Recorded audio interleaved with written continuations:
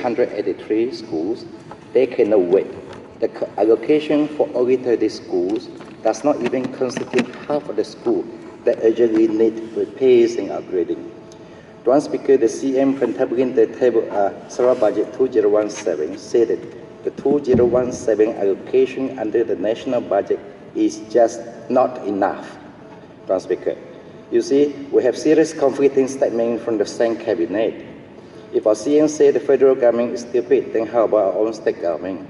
One speaker, I don't have to say it is stupid. One speaker, so how much was the actual grant and reimbursement for Sarawak from the federal budget in 2017?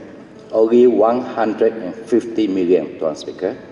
That is like a drop in the ocean where the national budget is concerned, and prove DAP right that the only way forward for Sarawak is for Sarawak BM to withdraw its support for national BM to show its resolve. The allocation of 150 million is not only 1% of the development expenditure of the Malaysia budget 2017, and not even 1%, Tuan Speaker. Imagine that the CM already said that because of the courteous relationship between the federal and state government, we should be able to secure more from the federal government. Again, we see that no matter what the CM says, or no matter how Putrajaya supports Putrajaya, we are still being left out to dry by ourselves, Tuan Speaker. The pertinent rights such as the demand for 20% oil royalties was not even mentioned, much less being addressed by the Prime Minister in Budget 2017 Malaysia. Tuan Speaker, Malaysia Budget 2017 also ignored the state government request for the return of stamp duties for the land transfer, mortgage, and other dealings which was under the state jurisdiction and rightfully revenue for the state, but was wrongfully taken away from the state by the federal government. A review of the special grant for Sarawak, pursuant to the 10th schedule of the Federal Constitution, promised to be reviewed every 5 years after the formation of Malaysia, was only reviewed once in 1969. Tuan Speaker, Sarawak can rise if Putrajaya keep on bowing to Putrajaya. All the talks about claiming back the rights are just rhetoric without sustain. The CM must take the lead after the state election because he pledges to restore the glory of Sarawak and take back our right. He made restoring of Sarawak rights his election manifesto, but how much progress do you think he has made or able to make in his remaining 4 years in the post of the Chief Minister? Time is ticking away and he must bring the long marathon, that it is a 100-meter race, or else he will leave the office empty-handed. Tuan Speaker, however, everyone now knows that the state of Sarawak, being one of the poorest states in Malaysia, was attributed by the fact that the state BM, who has sold our rights away over the last half a century. The words were, 1, supported the amendment of Article 1 of the Federal Constitution, which got downgraded of status from a partner of 3 to be just a state in Malaysia. Number 2, the signing of Petroleum Act, whereby Sarawak gave out our rights for oil and gas for a mere 5% of royalty. Number 3, the state BM support that passed the GST Act, making Sarawak pay for 6% GST, and thus the downward spiral of our economy and make more poor Sarawakian poorer. Number 4, the unconditional support of the state BM for the National Security Act, which makes Sarawak lost any of its residual power left, because the Prime Minister and the Council could report anything under the said Act. Lord Speaker, export of sand, clay, and stone, a case of Sarawak BM failure to defend our rights. There are minerals extracted from our land, Sarawak. Previously, before this year, for the exportation of such sand, clay, and stone, the exporter only need to get a permit from Land and Survey Department. This year, the Federal Departments of Mineral and Geoscience started to implement the new policies that all such exportation should require the prior permits for the same Federal Department. The Customs Department works hand in hand with the same Federal Department and prohibits the exportation of such sand, clay, and stone from Sarawak without a permit issued by the same Federal Department. In addition, royalties are also charged by the same department on the exportation of sand, clay, and stone from Sarawak. As a result, exporters from Sarawak have to pay both royalties to the state and federal government. Mr. Speaker, by requiring a permit to be issued, the federal government is asserting its control over the exploitation of natural mineral resources of Sarawak. This is a new policy implemented by the federal government at the height of Sarawak government demanding for more autonomy and devolution of power. Instead of devolving more powers to the state government, the federal government is now imposing its control over the jurisdiction that is solely ours. The most disappointing fact in this further encroachment into the state autonomy is that the Minister of for Natural Resources and Environment is a Sarawakian himself, the members of Parliament for Santubong, as senior members of PBB.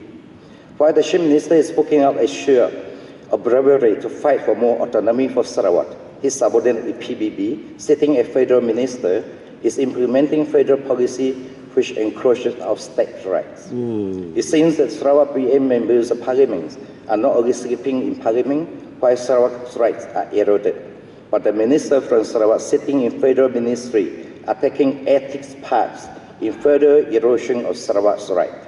When ADUN from Kota Sentosa raised the matter in Parliament, none of the Sarawak BM MP dared to say anything, and the minister himself did not even come to Parliament to answer the point raised.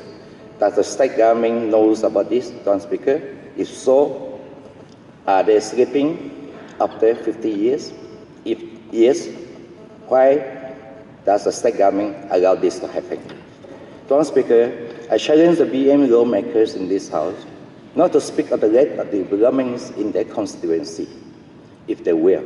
For they always talk about BM bringing developments while the opposition can't. Excuse me. In actual fact, they always talk about the lacking of the most basic amenities in the constituency and never ask why. They blindly support the administration and, like I said earlier, sign botak on all the bills, motion or laws that the executive asks of them.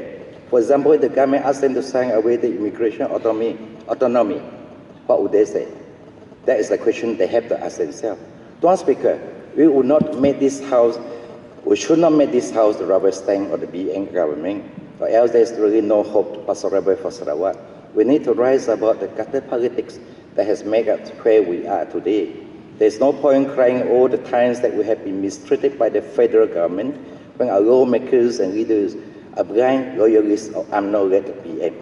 Mr. Speaker, Sarawakian believe that as long as BM remain in Putrajaya, the development disparity between Sarawak and Peninsular Malaysia will never be able to be bridged, as BM is the perpetrator of the poor state of the affair of Sarawak. We need the state government to pay more than lip services if we want Sarawak to catch up with the Peninsula. What's that? Tidak cukup lah. We also want what Sarawak all the West Malaysia have, but the CM are not enough, Mr. Speaker.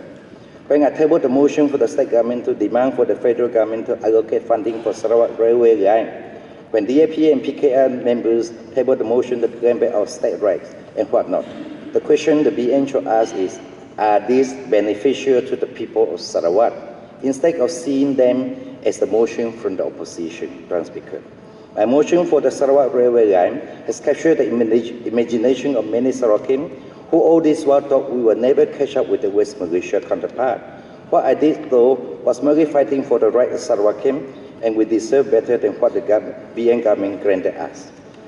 Sarawak governments must understand that we do not demand, nothing will be given. The MP for Sibu has brought up the question of the railway line in Sarawak to Parliament, and the minister replying to his question was, because Sarawak government never demanded for a railway line. That's why they will not entertain his question, Mr. Speaker. Mr. Speaker, so much about Sarawak rights and devolution of power. Mr. Speaker, Sibu marginalized. Mr. Speaker, since 2011, I have raised many issues about the developments of Sibu, or rather the lack of them. Over the past 10 years, there is no new road or lane being built, constructed in Sibu, and Sibu developments have basically come to a standstill. I have submitted a Sibu outer ring proposal to the CM office in October 2015 and urged our CM to have it adopted into the 2016 budget.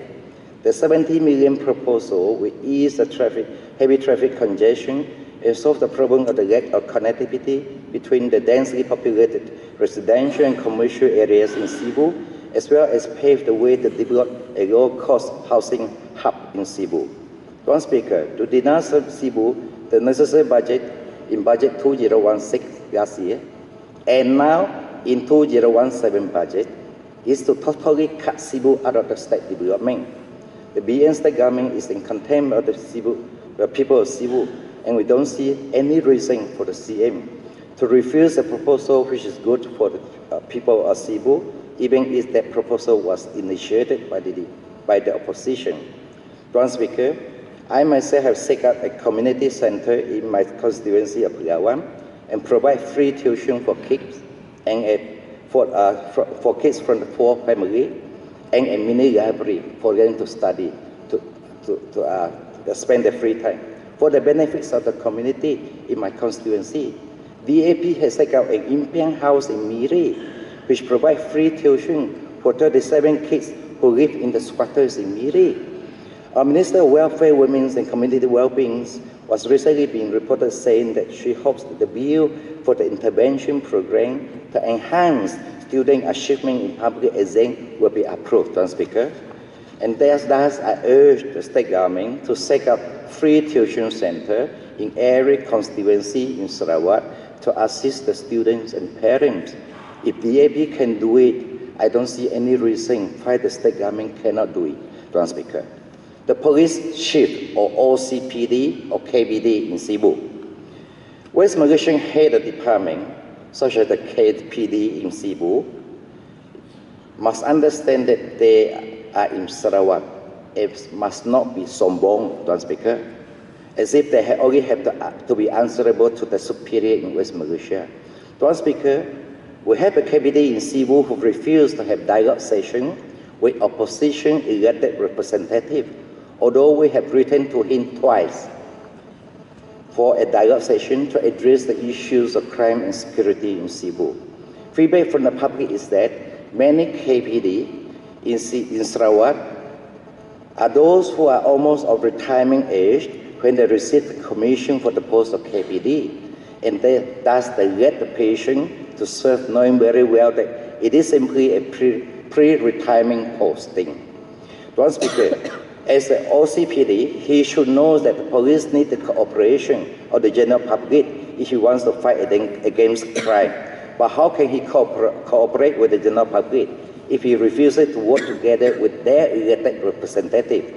I urge the state government to seek explanation from the Sarawak police chief, telling which the CM can use its immigration authority to send Cebu KBD back to Semenanjung. All the West Malaysians serving in federal departments in Sarawak will then not dare to repeat the mistake made by the KBD of Cebu, and then they will serve Sarawakian with dignity and respect, Mr. Speaker. Mr. Speaker, GST and the economy. Yeah, your time is up. Give me, just finish this one, okay? See, Mr. Speaker, correct me if I am wrong. I was told that the Rajam Port Authority has experienced a sharp decline in its volume since the beginning of 2016. I was told that from peaks of 4,000 to 5,000 container handling per month, it was dropped to 1,000 container per month.